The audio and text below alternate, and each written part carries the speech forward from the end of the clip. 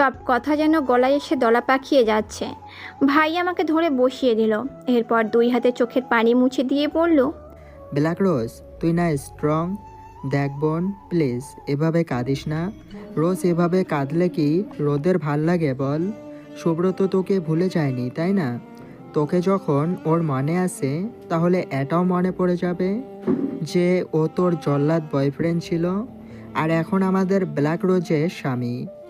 আমি বুঝতে পারছি ভাইয়া এগুলো বলছে আমাকে হাসাতে, কিন্তু আমি পারছি না এখন হাসতে। ভাইয়া আবারও আমাকে জড়িয়ে ধরে বলল, প্লিজ এভাবে কাঁদিস না, পরে তোর শরীর খারাপ করবে।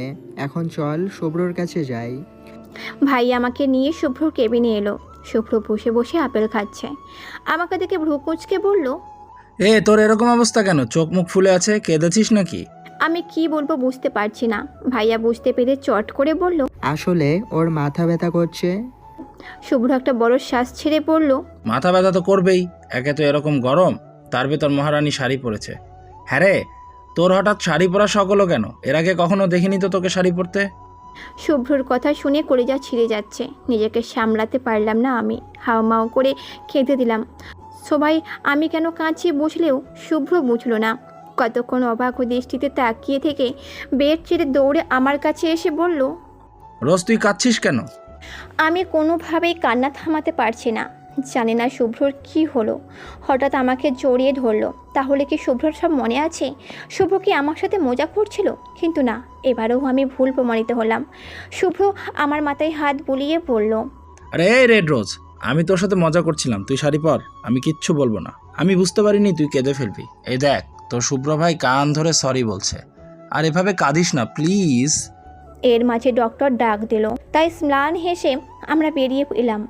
আমরা বাইরে আসতে ডক্টর বলল, আপনাদের কিছু কথা বলার আছে। ওনাকে হয়তো সুস্থ দেখাচ্ছে, সুস্থ লাগছে, কিন্তু আপনারা সবাই ওনার প্রবলেমটা জানেন। আপনারা চেষ্টা করবেন ওনাকে চাপ না দিতে। জোর করে কোনো কিছু মনে করাতে গেলেও বিপদ হতে পারে।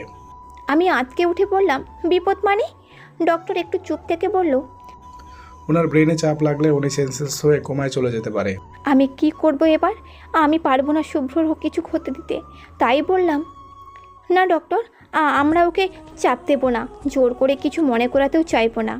ডক্টর মলির মুখে আমাকে বলল, দেখো রোজ, তুমি আমার মেয়ের মতো। আমি জানি তোমার খুব কষ্ট হচ্ছে। তোমাদের বিয়ে হয়েছে মাত্র 3 মাস হলো, আর এখনই শুভ্র বিয়েটাই ভুলে গেল। কিন্তু শুভ্রর ভালোর জন্য ওকে চাপ দেওয়া যাবে না।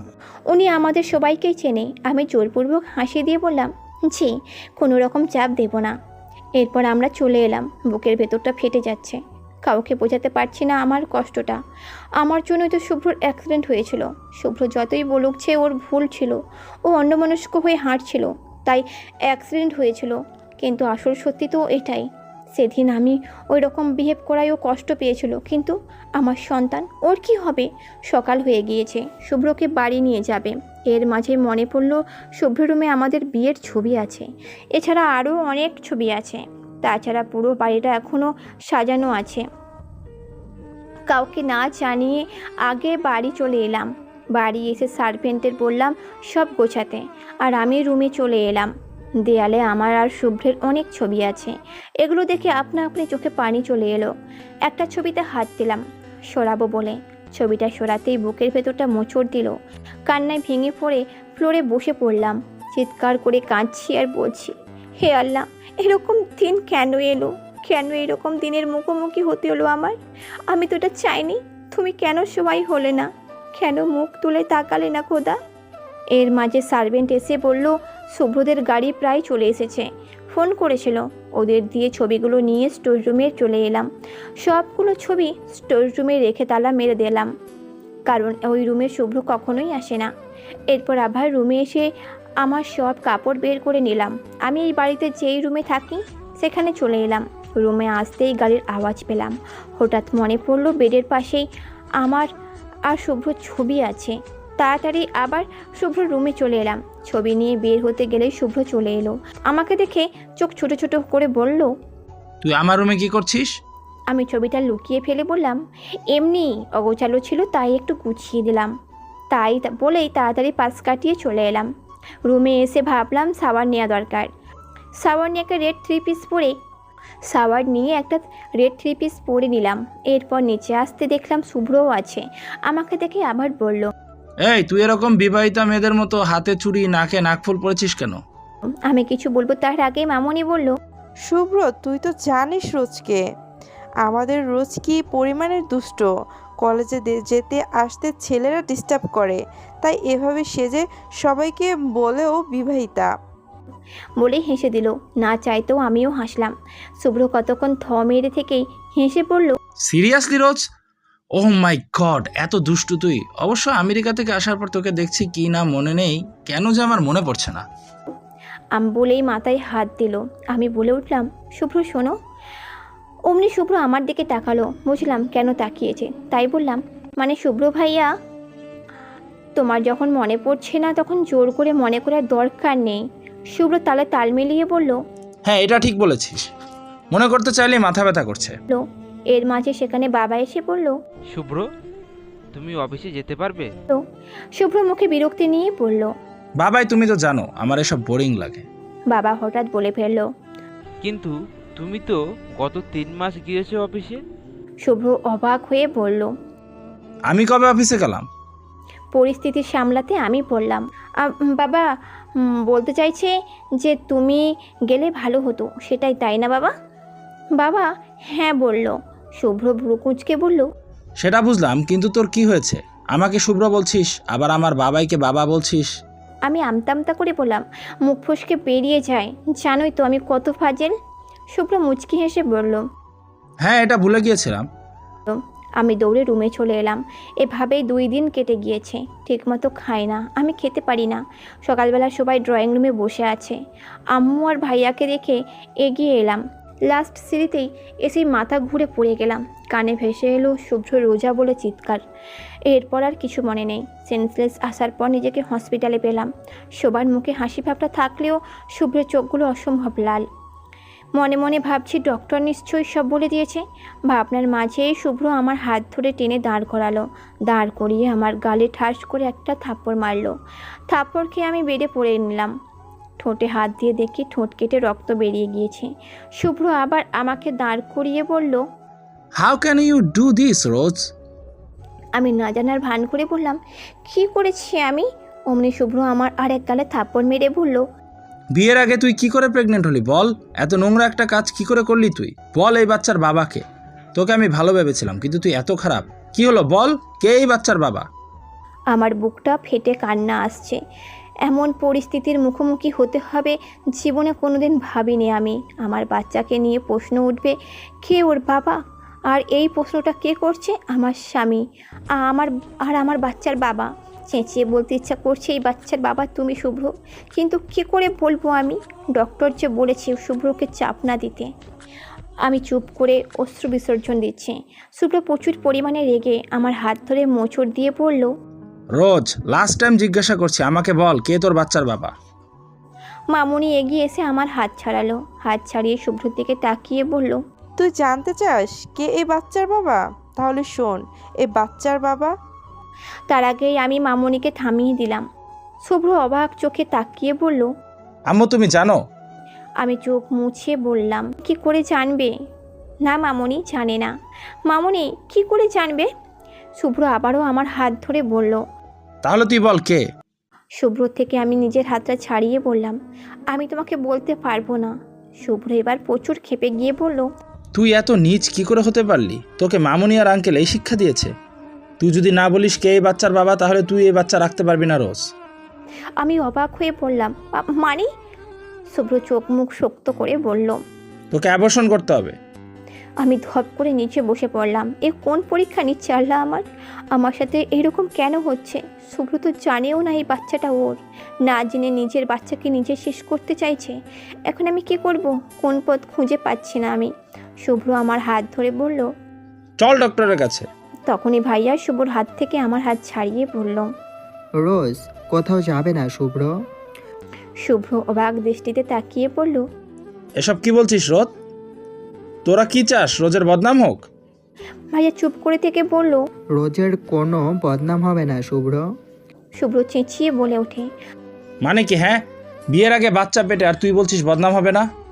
আমি এসব আর মানতে পারছি না। কেন জানি খুব রাগ উঠে গেল। তাই বললাম, সেসব না হয় আমাকেই ভাবতে দাও। ও আমার সন্তান, তাই আমাকে বুঝে নিতে দাও প্লিজ। মামুনি বলে উঠল। হ্যাঁ শুভ্র, ওকেই বুঝে নিতে দে। শুভ্র এবার ভাবুকভাবে বলল। ওয়েট ওয়েট, কী ব্যাপার বলো তো?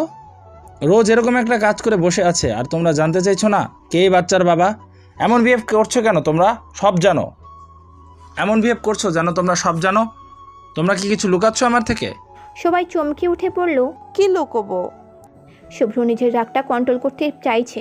মামুনি আমাকে নিয়ে বেরিয়ে এলো। গাড়িতে উঠতে গেলে শুভ্র বলল। তুই কোথায় যাচ্ছিস? আমি আমতা আমতা করে বললাম, কেন বাড়ি? শুভ্র রাগী লোক দিয়ে বলল। তো আমাদের গাড়িতে উঠছিস কেন? মামুনি আমার হাত ধরে বলল। কারণ ও আমাদের বাড়ি যাবে। শুভ্র চুল ঠিক করতে করতে বলল। নো আম্মু, ও আমাদের বাড়ি যাবে না। কার না কার বাচ্চা, তার রেসপন্সিবিলিটি আমরা নেব নাকি? আমি মাথা নিচু করে ফেললাম। মামুনি শুভ্রকে ধমক দিয়ে বলল। শুভ্র, তুই কিন্তু বেশি বেশি করছিস। ভেবে দেখ তো, এই সন্তানের বাবা যদি তুই হতি, তাহলে কি রোজকে এভাবে মারতে পারতি? ওর সাথে এমন আচরণ করতে পারতি? এই কথা শুনতে শুভ্র নরম হয়ে গেল।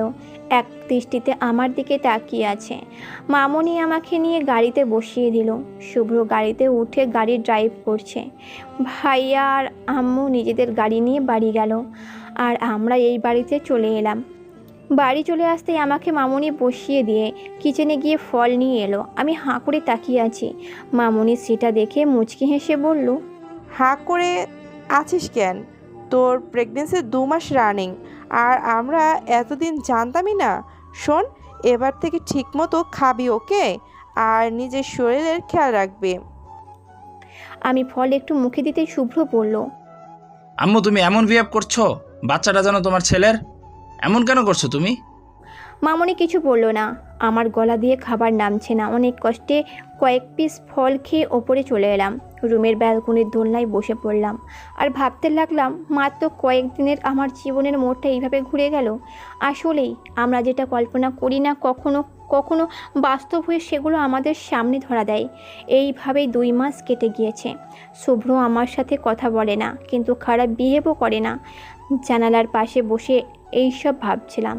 আমার প্রেগনেন্সি 4 মাস হতে চলল, অথচ আমি এখনও আমার স্বামীকে আমার আর আমার সন্তানের পাশে পেলাম না। পরের দিন সকালে ফ্রেশ হয়ে নিচে নেমে এলাম। শুভ্র সবাই বসে পেপার পড়ছে। আমাকে দেখে আর চোখে তাকালো।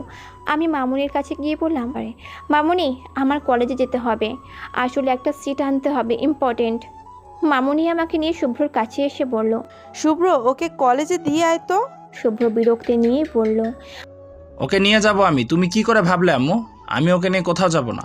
আমি চোখ মুছে ম্লান হেসে বললাম, থাক না মামুনি, আমি চলে যাব।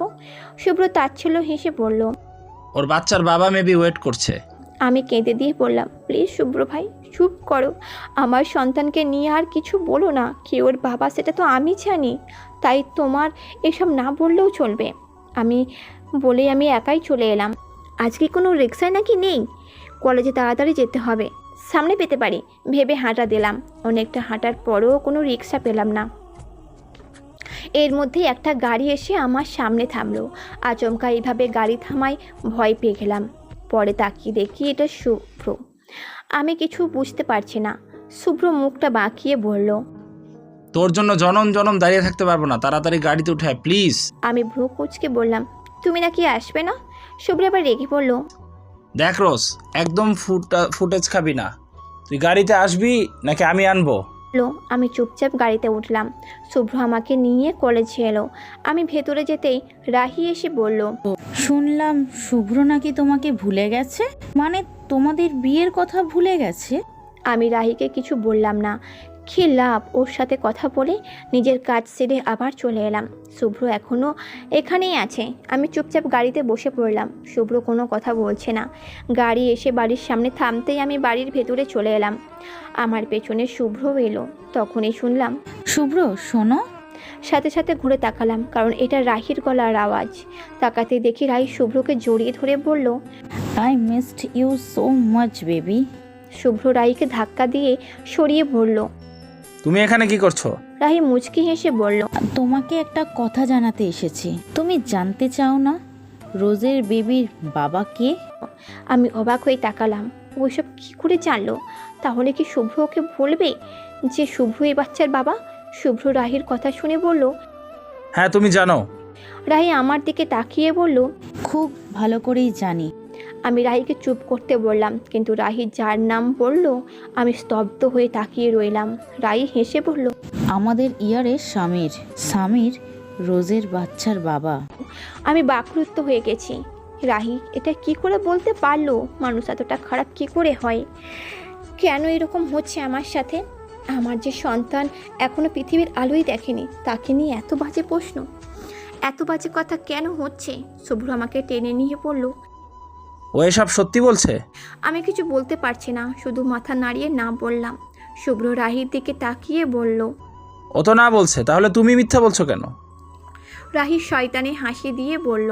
তাহলে সত্যিটা ওকে বলতে বলো। বাচ্চাটা কি বৈধ নাকি অবৈধ? আমি মাথা নিচু করে কান্না করছি।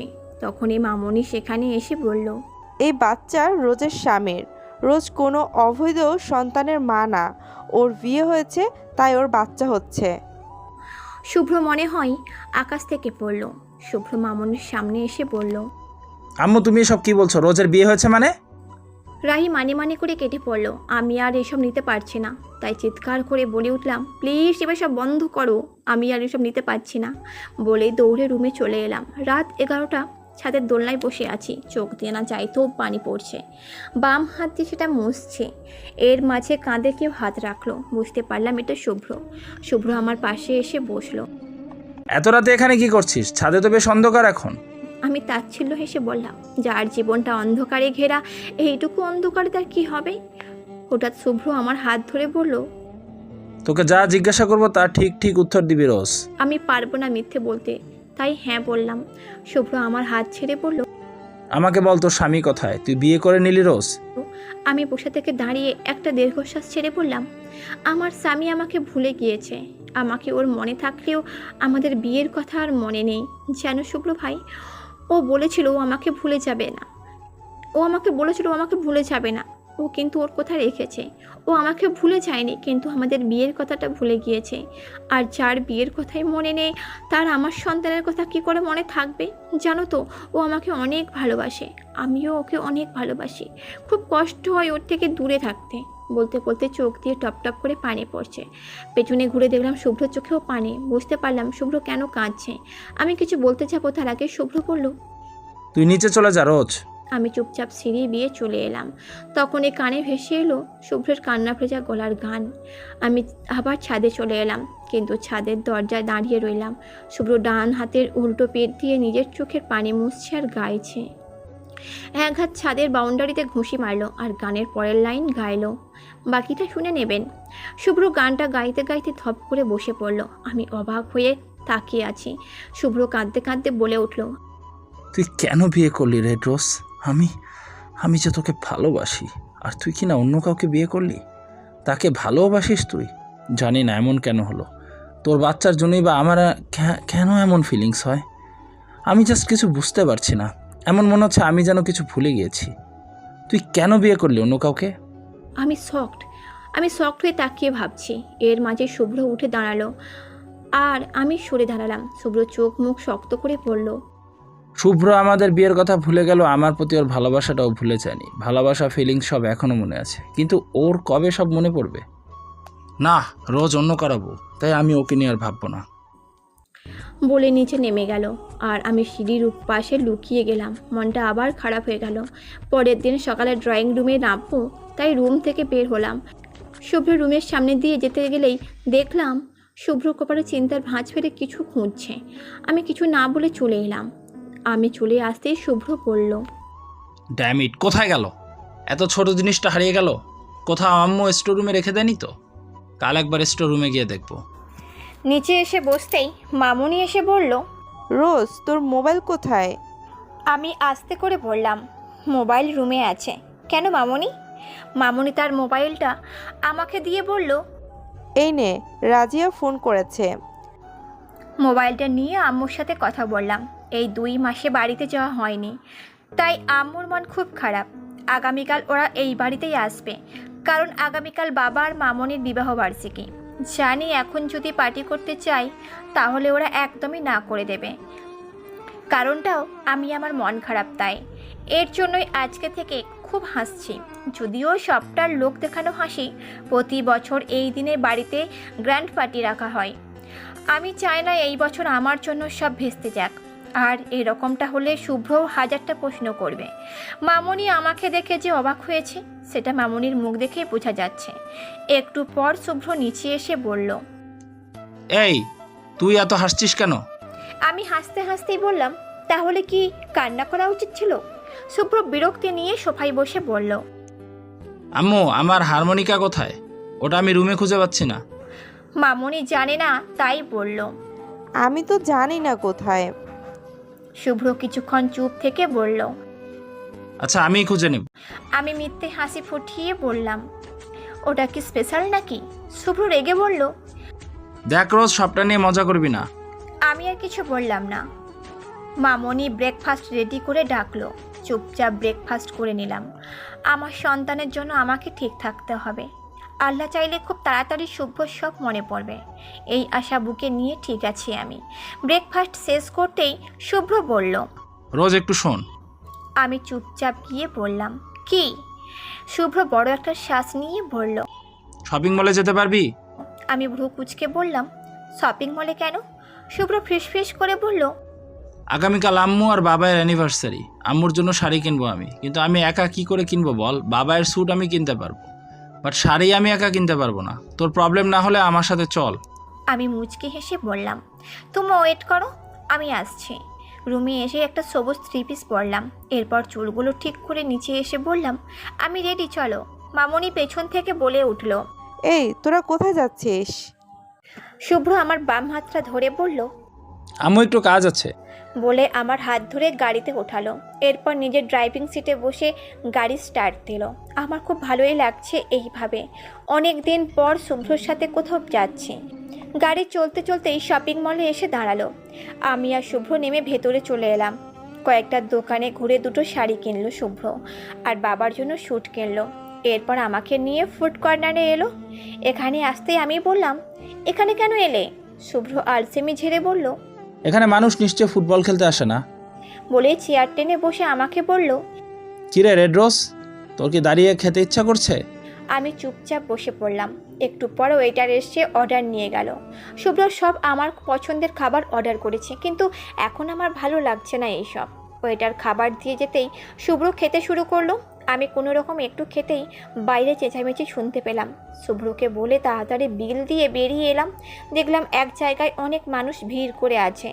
শুভ্র একজনকে ডেকে জিজ্ঞেস করলো, ওখানে এত ভিড় কেন? লোকটা চলে যেতে যেতে বলল, একটা ছেলে অ্যাক্সিডেন্ট করেছে। আমি আর শুভ্র ভিড় ঠেলে এগিয়ে এলাম। এখানে এসে আমরা দুজনেই শকড। আমি শুভ্রর দিকে তাকিয়ে বললাম, ও গড, এটা তো শুভ। একটা লোক আমাদের বলল, আপনারা চেনেন ওনাকে? শুভ্র চট করে বলল, হ্যাঁ, আমার ছোট ভাই। শুভ্র শুভকে নিয়ে গাড়িতে ওঠালো। আমিও গিয়ে বসে পড়লাম। শুভ্র ফুল স্পিডে গাড়ি ড্রাইভ করছে, দেখে মনে হচ্ছে ও নিজের ভাই। হসপিটালে আনতে ডক্টর শুভ্রকে ভেতরে নিয়ে গেল। আমি আর শুভ্র পায়চারি করছি। শুভ্রকে খুব অস্থির দেখাচ্ছে। প্রায় 1 ঘন্টার পর ডক্টর বেরিয়ে এলো। ডক্টরকে দেখে শুভ্র এগিয়ে গিয়ে বলল, ডক্টর শুভ কেমন আছে? ডক্টর মুচকি হেসে বলল, ডোন্ট ওয়ারি, উনি ঠিক আছে। মাথায় খানিকটা চোট লেগেছে, পরশুদিন বাড়ি নিয়ে যেতে পারবেন। শুভ্র হেসে দিয়ে বলল। Thank you doctor. ডক্টর শুভ্রর কাঁধে হাত দিয়ে বলল, মাই প্লেজার। এখানে অনেকক্ষণ থাকলাম আমরা। শুভর বাড়ির লোক চলে এসেছে। ওনারা আমাদের ধন্যবাদ জানালো। শুভর আম্মু খুব কাঁদছিল। শুভ নাকি ওনাদের একমাত্র ছেলে। ভাগ্যিস শুভর ফোনটাও ঠিক ছিল, নয়তো আমরা ওনাদের জানতেই পারতাম না। ওনারা আসার পর আমরা বাড়ি চলে এলাম। পরের দিন শুভ্র ডেকোরেশন করতে ব্যস্ত পুরো বাড়ি। মামুনি বারবার জানতে চাইছে যে বাড়ি কেন সাজানো হচ্ছে। আমরা কেউ কিছু বলছি না। মামুনি এবার ভাইয়ার কাছে গিয়ে বলল, এই রোদ, এসব কি হচ্ছে? ভাইয়া না জানার ভান করে বলল, আমিও কিছু জানি না মামনি। মামনি গাল ফুলিয়ে বসে রইল। সন্ধ্যায় মামনিকে অনেক কিছু বুঝিয়ে শুভ্র আনা শাড়ি থেকে একটা শাড়ি পরতে বললাম, আর বাবাকে স্যুট পরতে বলল শুভ্র। এরপর আমরাও চলে এলাম রেডি হতে। রেডি হয়ে আমি নিচে চলে এলাম। নিচে আসতে না আসতে সবাই গান গাইতে বলছে। এদিকে শুভ্রর ওই হারমোনিকারের কথা মনে পড়লো, তাইও স্টোর রুমে চলে গেল। কিন্তু স্টোর রুমে তো তালা দেওয়া। তার চাবি আমি মামুনির কাছে দিয়েছি।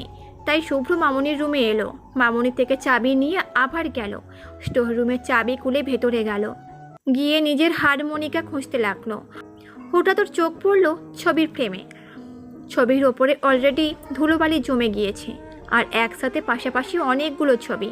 শুভ্র ভ্রু কুচকে এগিয়ে এসে বলল, এগুলো কিসের ছবি? আর এখানে স্টোর রুমে কি করে এলো? বলেই আবারও নিজের হারমোনিকাকে খুঁজতে লাগলো, কিন্তু কোথাও খুঁজে পেল না। খুঁজে না পেয়ে রেগে বেরিয়ে এলো, কারণ ওর ধারণা মামুনি জানে ওটা কোথায়। তাই মামুনির কাছে আবার এলো, কিন্তু মামুনির রুমের সামনে এসে শুভ্র এরকম কিছু শুনবে তা ভাবতে পারেনি। মামুনি চোখ মুছতে মুছতে বাবাকে বলল, রোজটা ভাবছে আমরা কিছু বুঝিনি, ও যে মিথ্যে হাসি আসছে এটা বুঝিনি। মেয়েটা মুখের দিকে তাকানোই যায় না। বাবা একটা দীর্ঘশ্বাস ছেড়ে বলল, কি করে তাকানো যাবে? ওর সাথে যা যা হয়েছে, ওর নিজের স্বামী ওদের বিয়ের কথা ভুলে গেছে। ওর নিজের স্বামী বলছে ওর সন্তানের বাবা কে? মামুনি চুপ থেকে আবার বলল, শুভ্রকেই বা কি দোষ দেব? শুভ্র তো এসব কিছুই মনে নেই। ওর তো মনেই নেই যে রোজ আর কারো না, বরং ওর বিয়ে করা বউ, আর রোজের গর্ভে ওর সন্তান। ওর ব্রেইনে প্রবলেম হওয়ার সব ভুলে গেছে। শুভ্র এসব শুনে স্তব্ধ হয়ে দাঁড়িয়ে আছে। কি মনে করে দৌড়ে আবার স্টোর রুমে গেল। স্টোর রুমে এসে ওই ছবিগুলো থেকে নিজের হাত দিয়ে ধুলোবালি পরিষ্কার করলো। তখনই দেখলো আমার আর ওর ছবি। শুভ্র থমকে গিয়ে তাকিয়ে আছে, ভাবতে লাগলো আমি ওর রুমে গিয়েছিলাম, ও আমাকে কি কি বলেছিল। এইভাবে শুভ্র সবগুলো ছবি দেখতে দেখতে আমাদের বিয়ের ছবিটাও দেখে ফেলল, যেটাতে আমরা দুজনেরই বিয়ের ড্রেস পরা। শুভ্র আমাকে জড়িয়ে ধরে আছে, আর আমি মুচকে হেসে রয়েছি। আরেকটিতে শুভ্র আমার গালে চুমু দিচ্ছে। শুভ্র চোখ দিয়ে পানি পড়ছে, চোখের সামনে আবছা আবছা কিছু ভাসছে।